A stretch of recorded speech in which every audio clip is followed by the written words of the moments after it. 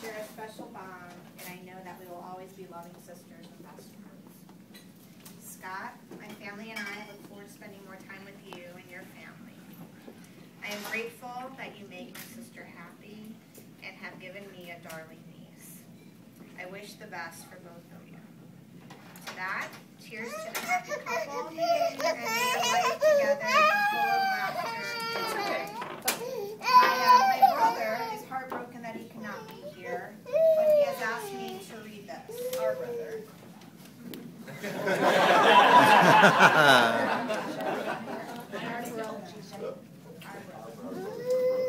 From the same mother.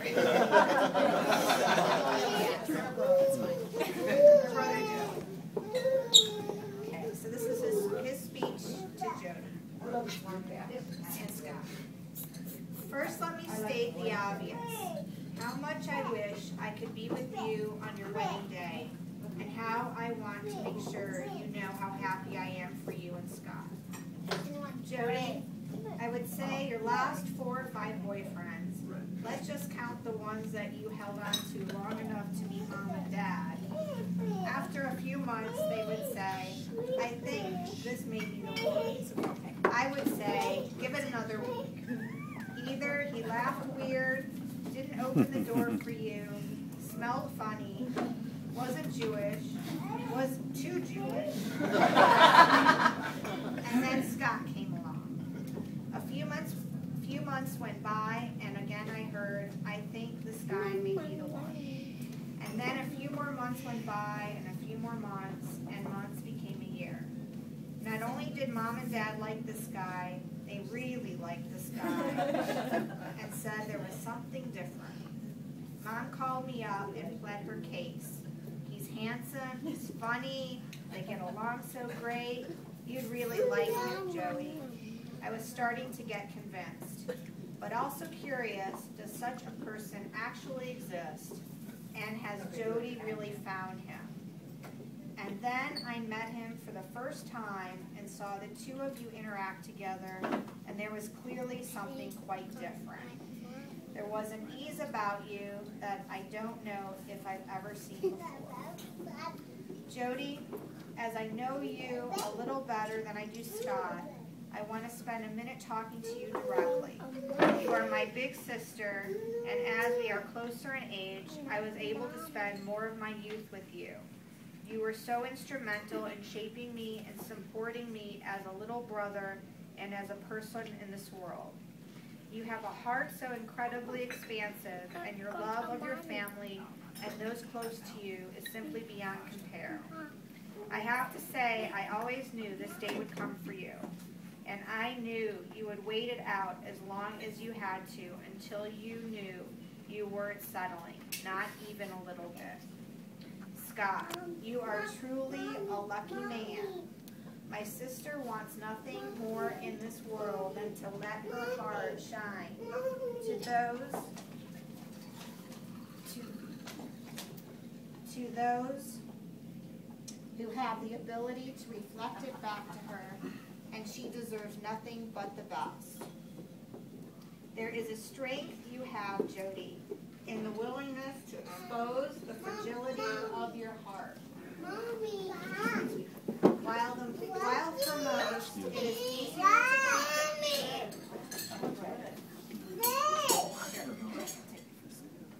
While for most it is easier to keep it guarded and safe, you are never reserved to show and share your heart, and that is simply a remarkable quality. And Scott, you can do one hell of a cannonball.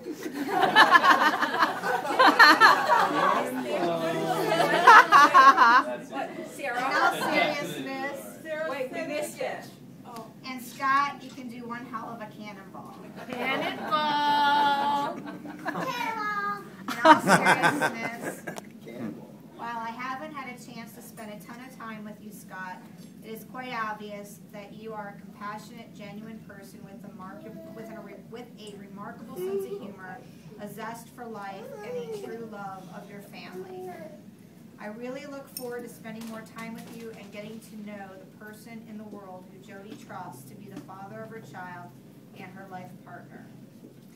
Jody texted me recently reminding me about how, when we were kids, we used to eat white bread with our Chef Boyardee raviolis.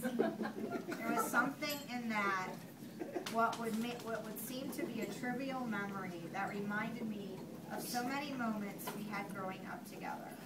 From making Christmas t-shirts on Christmas Eve, quite a memory for two Jewish kids, sliding down the stairs on our pillows, to driving your go-kart into a wall full of spare tires. Jody, I have a photo of you giving me a hug goodbye on our driveway the day I was leaving to move to New York City. The tears in your eyes and the absolute sadness in your face is such a reminder to me how connected we will always be and how much I know you care for me. And whenever I look at that, I am reminded what a very special gift you are in my life. There is a Sufi poem, Khalil Gibran, who has some very profound words on marriage I would like to share with you.